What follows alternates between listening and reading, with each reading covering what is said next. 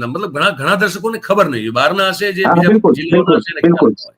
બિલકુલ. નગ્નકાંડના દ્રશ્યો એવા હતા, નગ્નકાંડના દ્રશ્યો એવા હતા, અમારે મિલન 4 રસ્તાથી કરી અને ખંભાળિયા પોલીસ સ્ટેશનનો અંદાજે 2.5 કિલોમીટરનો રસ્તો છે, તો ભર બજારે મને સાવ નગ્ન કરી, એક પણ કપડું શરીર ઉપર નહીં, અને મારતા મારતા પોલીસ સ્ટેશનની અંદર સુધી લઈ જાય છે.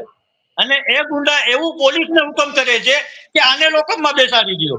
તો આના પછી આ આપણા પોલીસનું આપણા સરકારનું ગંભીર સ્વરૂપ આપણે કેવું કહી શકીએ કે સર, મને એક તો નગ્ન કરીને લઈ જાય છે ને હુકમ આ ગુંડા પોલીસ સ્ટેશનની અંદર કરે છે કે આને તમે લોકઅપમાં પૂરો. તો આપણે આ સિસ્ટમ ઉપર સવાલ ઉભા ન કરીએ સાહેબ?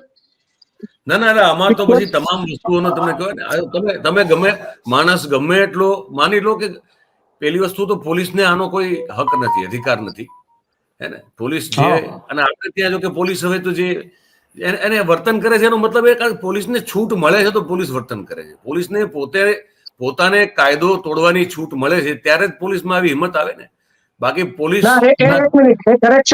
કરેક્શન કરી નાખીએ. આ નગ્નકાંડમાં પોલીસે ફેરવાના ચંદુભાઈ તમને, કે ઓલા સામે જે ગઢવી હતા એ લોકોએ તમને ફેરવાના?